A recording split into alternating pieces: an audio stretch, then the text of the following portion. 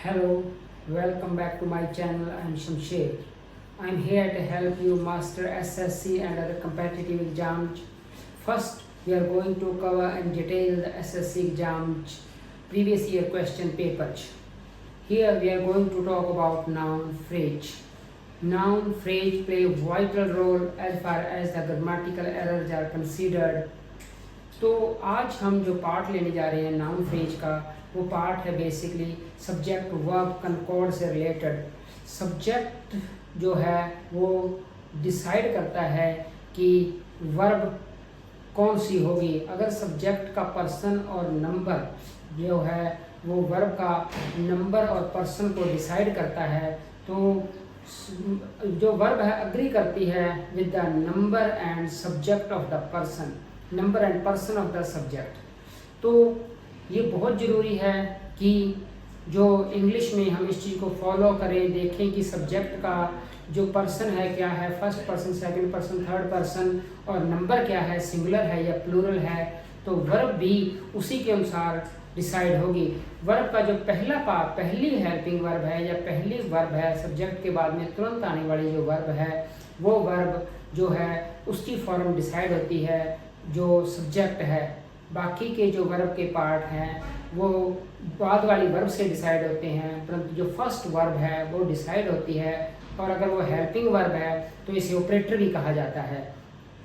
तो या तो ऑपरेटर होगा या फिर कोई ऑपरेटर नहीं होगा, सीधी लेक्सिकल वर्ब जाएगी, क्योंकि प्रेजेंट सिंपल टेंस और पास्ट सिंपल टेंस में कोई भी हेल्पिंग वर्ब नहीं होती है एज फार एज द जो पॉजिटिव क्लॉज इज कंसिडर्ड। तो पॉजिटिव क्लॉज में कोई भी आपको देखने को नहीं मिलती है हेल्पिंग वर्ब, क्योंकि जो वर्ब के साथ ही डू या डज वर्ब के साथ ही सिमिलेट हो जाते हैं, वर्ब के साथ ही अटैच हो जाते हैं, जुड़ जाते हैं। सिर्फ नेगेटिव और इंट्रोगेटिव क्लॉज में ही हमें डू या डज का सहारा लेना पड़ता है, परंतु जो पॉजिटिव क्लॉज है उसमें डू या डज या डिड नहीं आते हैं, क्योंकि वो मेन वर्ब के साथ में ही जुड़ जाती है। वर्ब जो मेन वर्ब के साथ में जाकर मर्ज हो जाती है। तो हमें ये देखना है कि सब्जेक्ट क्या है, क्योंकि ये बहुत महत्वपूर्ण टॉपिक है। इस टॉपिक का नाम सब्जेक्ट वर्ब कनकॉर्ड भी बोला जाता है। सब्जेक्ट वर्ब कनकॉर्ड से रिलेटेड बहुत सारे क्वेश्चन रेज किए जाते हैं कॉम्पिटिटिव एग्जाम में। कॉम्पिटिटिव एग्जाम जितने भी इंडिया के हैं उसमें इसका बहुत ज़्यादा वेटेज है, और आज हम कुछ क्वेश्चंस देखने जा रहे हैं जो कि एक्चुअल में एग्जाम में कंडक्ट हुए एग्जाम में ही आए हैं। तो आज हम इनको देख लेते हैं। जो पहला सेंटेंस है हमारा, every employ of the company were given a 2-bedroom flat as Diwali bonus. तो every employ of the company were given, तो हर एम्प्लॉय हर कर्मचारी को मिला था कंपनी के, वो दिया गया था 2-bedroom flat as Diwali bonus. तो यहाँ पर आप देख पा रहे हैं कि पैसिव क्लॉज है। पैसिव क्लॉज में जो पास्ट सिंपल का पैसिव है वर गिवन, क्योंकि पैसिव की पहचान है कि हेल्पिंग वर्ब बी के बाद में वर्ब की थर्ड फॉर्म आती है। तो ये पैसिव सेंटेंस है। यहाँ पर पास्ट सिंपल का ये पैसिव है। तो ये जो सब्जेक्ट है, जो every employ of the company post modifier है। ये सब्जेक्ट नहीं है, ये पोस्ट मॉडिफायर है। सब्जेक्ट का हेड नाउन का पोस्ट मॉडिफायर है, तो इसका रोल नहीं होता। जो वर्ब को डिसाइड करने में जो रोल होता है हेड नॉमिनल का होता है, हेड नाउन का होता है। तो जो हेड है यहाँ पर एम्प्लॉय है। यहाँ पर एम्प्लॉय इसलिए आया है क्योंकि एवरी अपने बाद में सिंगुलर नाउन, ईच या एवरी अपने बाद में सिंगुलर नाउन लेते हैं। डिटर्मिनर ईच एंड एवरी अपने बाद में सिंगुलर नाउन लेते हैं। ये रूल है इंग्लिश लैंग्वेज का।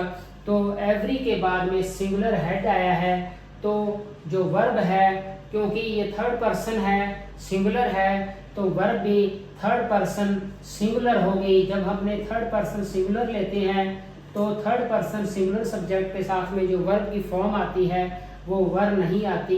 ही, शी, इट, ये सब थर्ड पर्सन है। कोई भी नेम और आई, वी और यू को छोड़कर बाकी सारे थर्ड पर्सन कंसीडर होते हैं, जितने भी नाउन हैं। तो थर्ड पर्सन क्योंकि सिंगुलर है सब्जेक्ट है, तो यहाँ पर वॉच गिवन आएगा। तो ये एरर है। इसी तरह से हम दूसरा सेंटेंस देख लेते हैं। The village with all it's houses were flooded by the river. तो विलेज जो था, गांव था, विद ऑल इट्स हाउसेज, अपने सारे घरों के साथ में वर फ्लडेड बाय द रिवर। किसके द्वारा फ्लड हुई थी, बाढ़ किसके द्वारा आई थी, रिवर के द्वारा आई थी। तो पैसिव वॉइस है, तो जो पास्ट सिंपल टेंस का पैसिव वॉइस है। तो जब ये जो विद ऑल इट्स हाउसेज जो पोस्ट मॉडिफायर है, प्रेपोजिशनल फ्रेज पोस्ट मॉडिफायर ऊपर भी था नीचे भी है, तो ये जो सब्जेक्ट के साथ में आया है जो पोस्ट मॉडिफायर है विद ऑल इट्स हाउसेज, तो जब ये सब्जेक्ट के साथ में आता है तब ये नंबर को डिक्टेट नहीं करता। जो हेड है विलेज, ये वर्ब के नंबर को डिक्टेट करेगा। विद ऑल इट्स हाउसेज का वर्ब के विद के साथ फ्रेज के साथ आने वाले नाउन का कोई भी महत्व नहीं है। सब्जेक्ट का ही जो नाउन हेड नाउन है सिर्फ उसी का ही रोल है। तो जो हेड नाउन मेरी है वो विलेज है, तो विलेज के साथ में क्योंकि सिंगुलर हेड है, थर्ड पर्सन सिंगुलर हेड है अगेन, तो मेरी वर्ब जो होगी वो भी थर्ड पर्सन सिंगुलर होगी। तो यहाँ पर भी वॉज आएगा, वर्ब नहीं आएगा। तो यहाँ पर अपने को वॉच सही चॉइस जो है वो वॉच है। इसी तरह से तीसरा सेंटेंस है many girl were influenced by the inspirational lecture given by the Nobel laureate. Many girl were influenced, many girl were influenced by the inspirational lecture given by the Nobel laureate.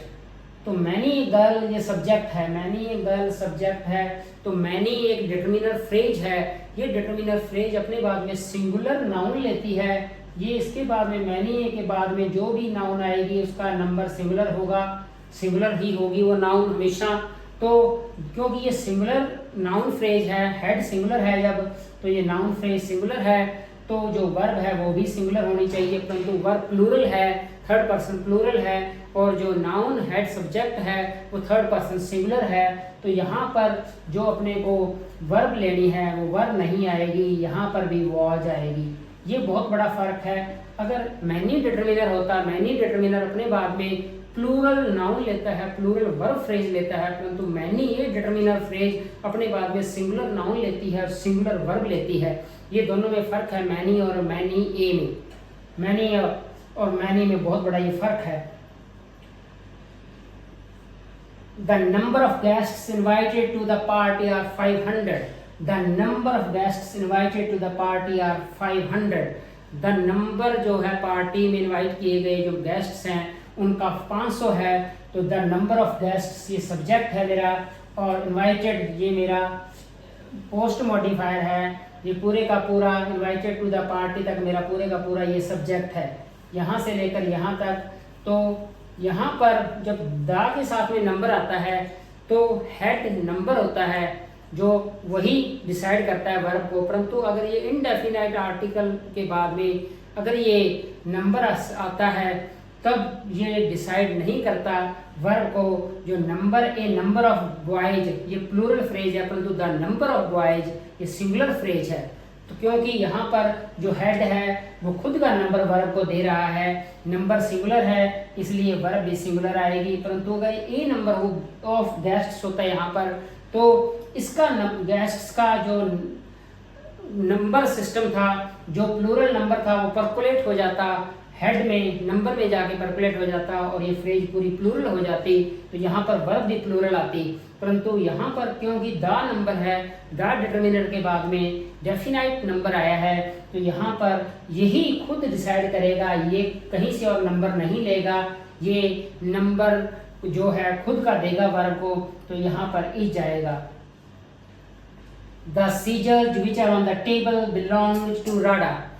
तो the scissors ये basically कुछ ऐसे tools हैं जिनको bipartite noun बोला जाता है। Two symmetrical parts से बने होते हैं, जैसे ट्राउजर्स हो गया, जीन्स हो गया, और इसी तरह से बाइनोक्यूलर्स हो गया, गॉगल्स हो गया, ग्लासेज हो गया, प्लायर्स हो गया, पिंचर्स हो गया। तो ये दो पार्ट से बनकर बने होते हैं जो भी नाउन, टोंग्स हो गया, चिमटा। तो ये सारे नाउन बाइपार्टाइट नाउन होते हैं, सिमेट्रिकल टू पार्ट से बनकर बने होते हैं। इनका लेफ्ट और राइट पार्ट सिमेट्रिकल होता है, चाहे बाइनोक्यूलर्स ले लो चाहे गॉगल्स ले लो। तो ये हमेशा ही प्लूरल फॉर्म में होते हैं। इनके बाद में आने वाली वर्ब चाहे सिंगल आर्टिकल की बात ही हम क्यों ना करें तब भी ये प्लूरल ही आते हैं, सिंगुलर नहीं आ सकते। इनकी जो फॉर्म है सीजर जाएगा, एक कैंची के लिए भी चाहे वो एक ही आर्टिकल, एक जीन्स के लिए भी जीन जी आएगा। ए एन अपने से पहले कभी नहीं लेते क्योंकि ये प्लूरल फॉर्म में होते हैं। ईच एवरी अपने से पहले कभी नहीं लेते। और इनका अगर नंबर बताना हो हमें तो ए पेयर ऑफ लगाना पड़ता है, ए पेयर ऑफ सीजर्स। अगर दो अपने पास कैंचियां हैं तो हम कहेंगे two pairs of scissors. A pair of scissors एक ही कैंची है। तो हमें देखना होता है कि जो नाउन है ये प्लूरल है, तो जो मेरा प्रेजेंट सिंपल टेंस की वर्ब है यहाँ पर कोई भी हेल्पिंग वर्ब नहीं आई है, बिलोंग्स के साथ ही वर्ब के साथ ही मेरा टेंस अटैच है, टेंस मर्ज हो गया है।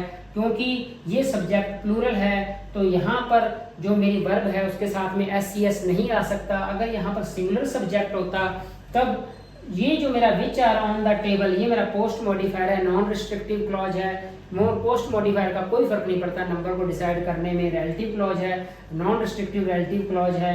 तो सीजर्स में जो प्लूरल नाउन है ये हेड है, ये अगर ये खुद प्लूरल है तो वर्ब भी प्लूरल आएगी। जब भी प्रेजेंट सिंपल टेंस में वर्ब प्लूरल होती है तब वर्ब के साथ में एस सी एस नहीं आता।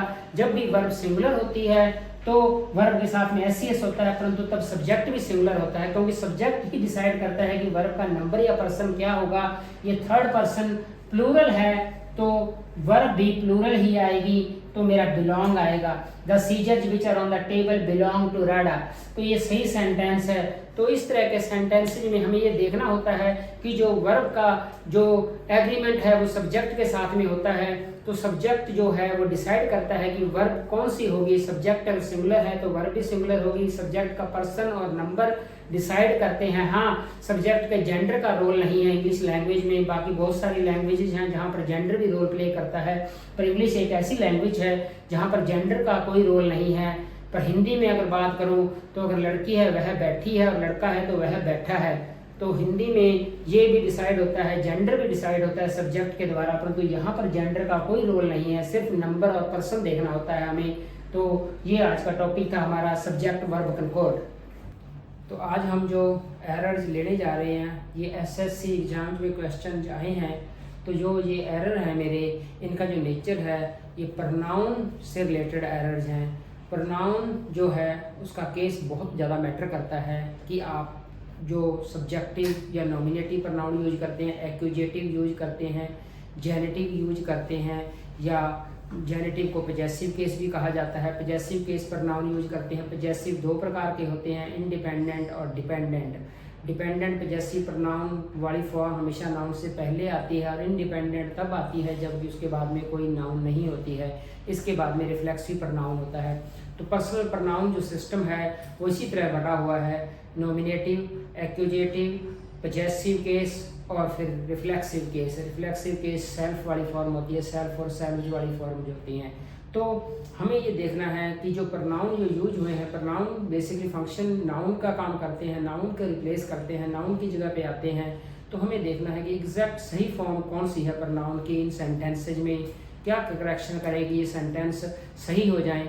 तो हम सबसे पहले पहला सेंटेंस लेते हैं, Madhuri and I have done my work patiently and diligently just for our safe and secure future.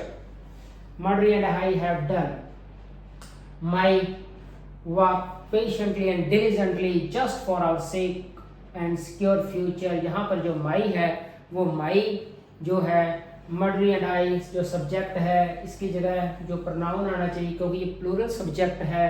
तो यहाँ पर बाद वाला pronoun for our safe and secure future ये भी आवर आ रहा है क्योंकि वी हो जाता है। आई के साथ में जब भी थर्ड पर्सन प्रनाउन आता है, नाउन आता है, तब वो कंबाइंड फॉर्म में वी हो जाता है। तो वी की फॉर्म आएगी जो कि आवर आएगा क्योंकि ये पजेसिव केस है प्रनाउन का और डिपेंडेंट है, नाउन से पहले आ रहा है, डिपेंडेंट पजेसिव है, आवर आएगा। आर सही चॉइस है। तो Madhuri and I have done our work patiently and diligently just for our safe and secure future। इसी तरह से फ्यूचर से पहले भी डिपेंडेंट की पजेसिव फॉर्म आ रही है, तो पजेसिव डिपेंडेंट फॉर्म आ रही है प्रनाउन की। इसी तरह से दूसरा सेंटेंस जो है, everyone attended the seminar except Raman and I। तो हर किसी ने अटेंड किया seminar except Raman and I, जो मुझे और रमन को छोड़कर। तो एक्सेप्ट एक प्रेपोजिशन है, प्रेपोजिशन के बाद में जो प्रोनाउन की फॉर्म आती है वो एक्यूजेटिव केस आता है। एक्यूजेटिव केस ऑब्जेक्टिव केस भी कहते हैं। तो प्रोनाउन की ऑब्जेक्टिव फॉर्म आएगी। ऑब्जेक्टिव फॉर्म में जो आई है वो ऑब्जेक्टिव फॉर्म उसकी मी है, तो रमन एंड मी होगा। कभी भी प्रेपोजिशन अपने बाद में कभी भी नॉमिनेटिव केस नहीं लेते हैं, सब्जेक्टिव केस नहीं लेते हैं, तो यहाँ पर मी आएगा। अब तीसरा सेंटेंस देखते हैं। Love for our environment is enough to protect nature.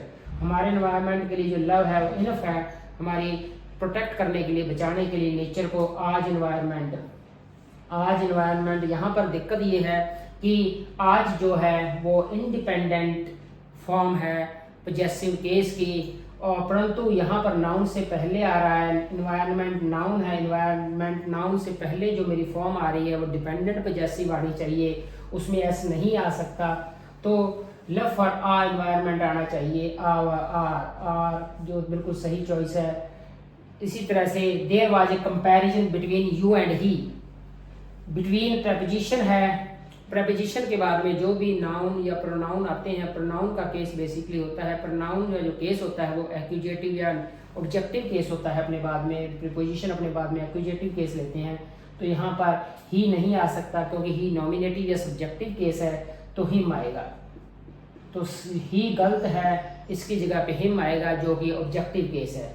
I am the team was in the field and about to take their place. The team was, ये जो नाउन होते हैं, इस तरह के जो नाउन होते हैं वो जो भी एग्रीगेट होते हैं, ये अगर यूनिट में कंसीडर किए जाते हैं तो एज ए यूनिट में किए जाते हैं, कंसीडर किए जाते हैं, तो इनके साथ में आने वाली जो वर्ब की फॉर्म है सिंगुलर होती है। परंतु अगर इंडिविजुअल मेंबर्स पर फोकस होता है तो कलेक्टिव नाउन जो होते हैं वो प्लूरल फॉर्म आती है, वर्ब की प्लूरल फॉर्म आती है और ये प्लूरल कंसीडर किए जाते हैं। कलेक्टिव नाउन यहाँ पर जो द टीम है वहाँ पर वाज आया है तो इसको सिंगुलर माना गया है, सिंगुलर कंसीडर किया गया है। Team as a whole consider की जा रही है तो सिंगुलर सब्जेक्ट है इसलिए वाज आया है। In the field and about to take their place.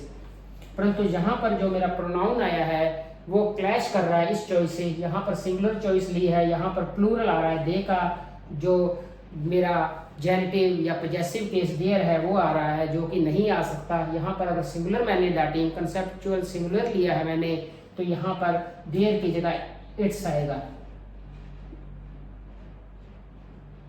यहाँ पर ये ध्यान रखने वाली बात है कि कुछ लोग जब इट्स लिखते हैं तब इट्स को अपोस्ट्रोफी के साथ लिख देते हैं। इसी तरह से योवज को बहुत बार बच्चे जब जेनेटिव केस यूज करते हैं तो योवर अपोस्ट्रोफी एस लिख देते हैं। अपोस्ट्रोफी एक रॉन्ग चॉइस है, अपोस्ट्रोफी नहीं आएगा। प्रोनाउन की अपनी फॉर्म होती है, अगर इंडिपेंडेंट फॉर्म प्रोनाउन की आप लगा रहे हैं तो आपको इट्स या योर्स लिखना पड़ेगा, इसकी जगह पे आपका इट्स या योर्स आएगा। परंतु जो इट की जो मेरी फॉर्म है, डिपेंडेंट फॉर्म है, वो भी इट्स ही है, इट्स ही है, यहाँ पर कोई अपोस्ट्रोफी नहीं है। तो डिपेंडेंट और इंडिपेंडेंट दोनों ही फॉर्म मेरी इट्स होती हैं। इट की दोनों ही फॉर्म, चाहे वो डिपेंडेंट हो चाहे वो इंडिपेंडेंट हो, वो इट्स होती हैं। तो यहाँ पर डिपेंडेंट फॉर्म यूज हुई है क्योंकि नाउन से पहले आई है, तो इट्स प्लेस इट्स आएगा, देयर नहीं आएगा। The poor man poisoned him and his own children. The poor man, गरीब आदमी ने पॉइजन कर लिया, अपने आप को जहर दे दिया। Him and his own children, अपने ही बच्चों को। ओन जो है ये बताता है कि स्वयं के, किसी और के नहीं। तो ये जस्ट जो नाउन है इससे पहले आता है, प्रोनाउन के जस्ट बाद में आता है, और प्रोनाउन से पहले नहीं आता, प्रोनाउन के बाद में आता है। His on, her on. तो यहाँ पर हिम जो है, अगर मेरा ये पुअर मैन, ये स्पष्ट है कंटेक्स्ट से कि इसी के लिए मेरा ऑब्जेक्ट आ रहा है। ऑब्जेक्ट जो है वो वर्ब का ऑब्जेक्ट है, पॉइजन वर्ब का ऑब्जेक्ट है, वो हिम है। जब को रेफरेंशियल होते हैं सब्जेक्ट और ऑब्जेक्ट, एक ही क्लॉज में अगर आते हैं सब्जेक्ट और उसी वर्ब का ऑब्जेक्ट है, सेम वर्ब का सब्जेक्ट या ऑब्जेक्ट है, तब हमें इसकी जगह पे रिफ्लेक्सिव प्रोनाउन का यूज करना होता है जो कि हिमसेल्फ है। तो जो मेरी सही चॉइस है वो हिमसेल्फ आएगा क्योंकि उसी के लिए को रेफरेंट है, सेम पर्सन की बात हो रही है, तो यहाँ पर हिमसेल्फ आएगा। इसी तरह से इनके बीच में जो रिफ्लेक्सिव प्रनाउन है और इसका जो एंटीसीडेंट है, जो पहले जिसके लिए रिफ्लेक्सिव प्रनाउन आ रहा है उसको एंटीसीडेंट बोलते हैं, उसको एनाफोर बोलते हैं। तो रिफ्लेक्सिव प्रनाउन जिसके लिए मेरा आ रहा है वो सेम क्लॉज में होना चाहिए, चाहे वो सेम वर्ब के अंदर हो, चाहे वो सेम नाउन के अंदर हो। तो ऐसा नहीं हो सकता कि वो एक सुपर ऑर्डिनेट क्लॉज में है, दूसरा सबऑर्डिनेट क्लॉज में है, तब नहीं आता। तो क्लोज रिलेशन होना चाहिए। तो ये क्लोज रिलेशन है क्योंकि सिंगल वर्ब को शेयर कर रहे हैं, ये यहाँ पर हिमसेल्फ आएगा। I and he have prepared the lesson thoroughly. I and he have prepared the lesson thoroughly. तो जो मेरा यहाँ पर जो सब्जेक्ट है आई एंड ही आया है, तो यहाँ पर ये देखना होता है हमें कि हमें जब भी प्रोनाउंस को यूज करते हैं तब हमें फॉर्म वो यूज करनी होती है जो कि रिस्पेक्ट को शो करती है, जो कि सोशल कन्वेंशन को शो करती है। तो सोशल कन्वेंशन है कि आप अपने को प्रायोरिटी नहीं देते, तो सबसे पहले सेकंड पर्सन प्रोनाउन आते हैं, फिर थर्ड पर्सन प्रोनाउन आते हैं और फिर फर्स्ट पर्सन प्रोनाउन आते हैं। परंतु मैंने यहाँ पर पहले फर्स्ट लिखा है फिर थर्ड लिखा है, जो कि अपोजिट है इस रूल का। तो इसे मैं सही करूँगा ही एंड आई।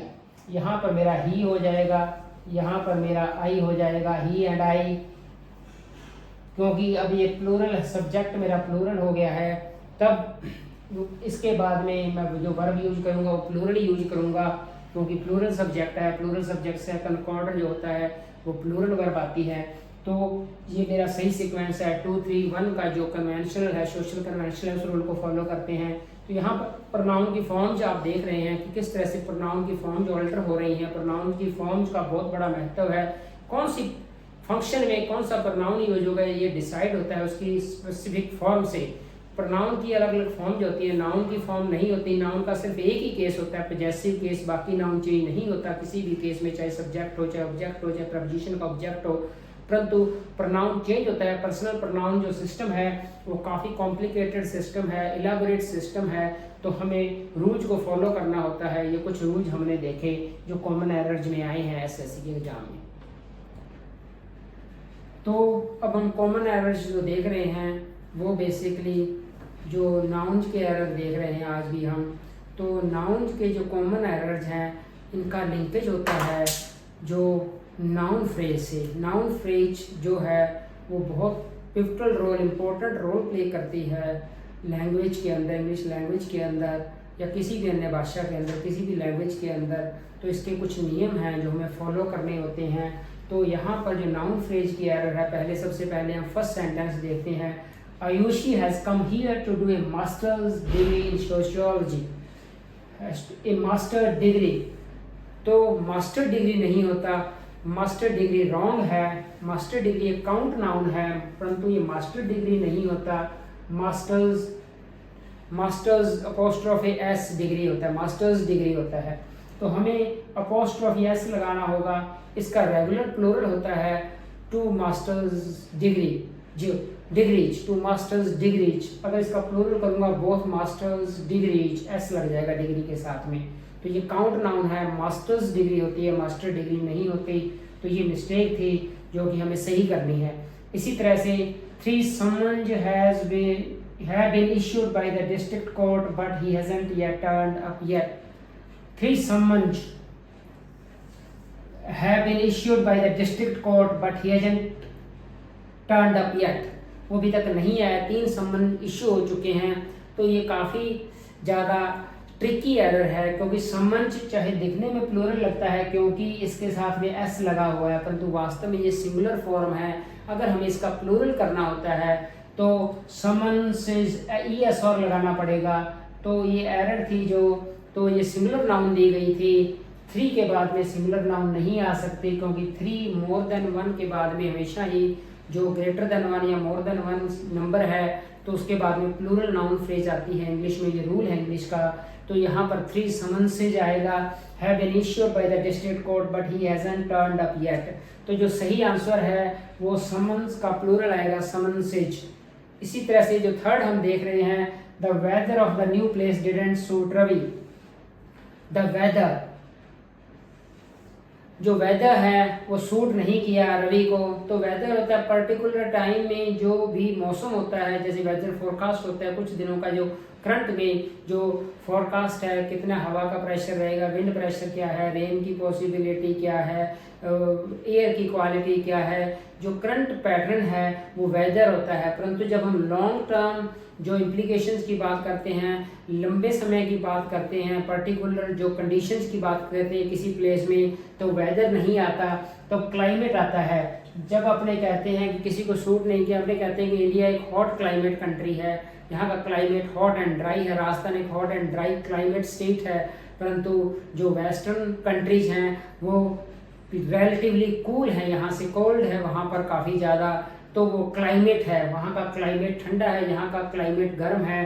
तो वेदर की जगह जो यहाँ पर सही चॉइस है वो CLIMATE क्लाइमेट आएगा। The climate of the new place didn't suit Ravi, तो ये सही चॉइस यहाँ पर क्लाइमेट है। The luxuries of the riches are maintained by depriving the poor of their dues, तो जो लक्ष्रीज हैं, जो वहाँ की शान शौकत है, लक्ष्रीज हैं, जो सुख सुविधाएं हैं रिचेस की, वो मेंटेन की जाती हैं डिप्राइविंग, वंचित करके द पुअर जो एडजेक्टिव आते हैं, कुछ ऐसे एडजेक्टिव्स हैं जिनसे पहले दा लगता है, तब वो कंबाइन शो करते हैं, प्लूरल में आते हैं ये, और ये सभी गरीब लोगों के लिए आते हैं, किसी पर्टिकुलर के लिए नहीं आते, स्पेसिफिक पर्सन के लिए नहीं आते। तो ये जो मेरा यहाँ पर रेफरेंस है, जनरल रेफरेंस है, जेनरिक रेफरेंस है, the poor in general generic reference के लिए आते हैं। इसी तरह से द रिचेज नहीं होगा, रिच होगा। रिचेज का मीनिंग वैसे भी अलग है। रिचेज का मीनिंग होता है धन दौलत या सोने या भूषण या गहने या महंगी कीमती चीज़ें जो आपके पास हैं, वो रिचेज हैं। वैल्यूएबल पोजेशन के लिए रिचेज आता है, पर यहाँ पर अमीर लोगों की बात हो रही है तो ईएस नहीं आएगा। द रिच भी द पुअर की तरह ही मेरा एक जनरल नाउन है, जो कि the rich people in general show करता है, जेनरिक नाउन फ्रेज है। द पुअर, द रिच, कहीं ये नाउन फ्रेज जो होते हैं, एडजेक्टिव होते हैं, वो नाउन फ्रेज का काम करते हैं, उनसे पहले डिटरमिनर द आता है, तब ये जेनरिक रेफरेंस को शो करते हैं। किसी पर्टिकुलर व्यक्ति की बात नहीं हो रही होती, यहाँ पर पर्टिकुलर जो ग्रुप की बात नहीं हो रही होती, यहाँ पर जनरल बात हो रही होती है, जेनरिक रेफरेंस होता है। द रिच, द पुअर, इसी को शो करते हैं। In India there are many poors. Poors adjective है, पुअर एक एडजेक्टिव है ना कि नाउन है, तो एस पुअर्स के साथ में नहीं आएगा। तो अगर अपने को मैनी यूज करना है तो इसको सही करने का एक तरीका है कि अगर हम मैनी पुअर पीपल कर दें इसके बाद में, तो ये बिल्कुल सही हो जाएगा। In India there are many poor people. People noun लगते ही यहाँ पर मैनी जो डिटरमिनर है अपने बाद में प्लूरल नाउन लेता है, तो ये प्लूरल नाउन होगी पीपल, और पुअर यहाँ पर फिर एडजेक्टिव का काम कर रहा है, मॉडिफायर का काम कर रहा है, प्री मॉडिफायर का काम कर रहा है। तो मैनी पुअर पीपल, तो सही चॉइस है in India there are many poor people. परंतु अगर ये जेनरिक रेफरेंस को शो करता है, किसी पर्टिकुलर ग्रुप की बात नहीं हो रही पर्टिकुलर की, तब मैनी डिटरमिनर नहीं आता पुअर से पहले, तब डिटरमिनर द आता है। द पुअर, द रिच, तो भी ये जनरल रेफरेंस को भी शो नहीं कर सकता, तो मैनी के बाद में हमें पुअर के बाद में पीपल ऐड करना पड़ेगा अगर हम इस सही नाउन फ्रेज को सही करना चाहते हैं। तो ये सारी की सारी नाउन फ्रेज से रिलेटेड एरर थी। इसी तरह से लास्ट जो सेंटेंस है, the beautiful surrounding of the place enchanted me, जो कहना चाह रहा है कि जो बहुत सुंदर जो आसपास का जो क्षेत्र था, वो सराउंडिंग थी, मेरे आसपास का जो एरिया था, उसके इंचांटेड किया, मुझे बहुत मंत्रमुग्ध कर दिया उसने मुझे। तो ये जो सेंटेंस है यहाँ पर द ब्यूटीफुल सराउंडिंग हेड का काम कर रहा है, जो कि नाउन होता है, नाउन होना चाहिए ये, परंतु जो सराउंडिंग है ये नाउन फॉर्म नहीं है, ये एडजेक्टिव है, ये खुद एडजेक्टिव है। एक एडजेक्टिव जब दूसरे एडजेक्टिव को मॉडिफाई करता है तब एडवर्बियल आता है, एडजेक्टिव का मॉडिफायर एडवर्बियल होता है, पर यहाँ पर जो नाउन का मॉडिफायर दिया हुआ है वो एडजेक्टिव है, और वैसे भी ये सब्जेक्ट है जो कि काम नाउन फ्रेज का है। द ब्यूटीफुल, तो हमें सराउंडिंग के इक्विवेलेंट नाउन ढूंढनी होगी, कौन सी नाउन हो सकती है, तो यहाँ पर सराउंडिंग जो नाउन है, सराउंडिंग जो प्लूरल नाउन है, तो ये इसका नंबर प्लूरल है, तो जब भी अपने बाद में जो वर्ब लेगी ये प्लूरल वर्ब को लेती है। The beautiful surroundings of the place enchanted me. तो अब हमने इस नाउन फ्रेज को सही कर दिया, द ब्यूटीफुल सराउंडिंग्स। तो इस तरह से हमने देखा किस तरह से हमने नाउन फ्रेज का करेक्शन किया है। यहाँ पर एक मास्टर्स डिग्री पहले नाउन फ्रेज थी, इसको सही किया हमने।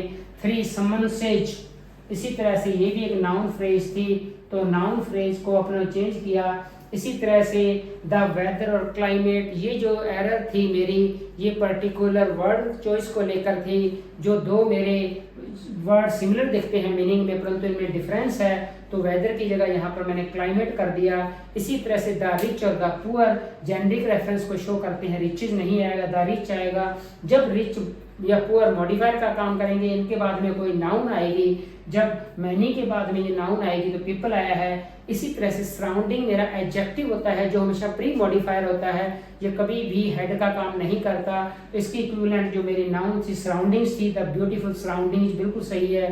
तो हमने इसमें नाउन फ्रेज की सही फॉर्म लिखी है। तो हमें noun phrase, particular noun phrase को भी देखना होता है कि नाउन फ्रेज के अंदर कोई मिस्टेक्स तो नहीं है। तो जो ये मिस्टेक्स थी सही होने के बाद में ये सेंटेंस बिल्कुल सही सेंटेंसेज है। Thanks for watching the video. I hope you really enjoyed the video. If you enjoyed it, please like, share and subscribe. Thank you very much again.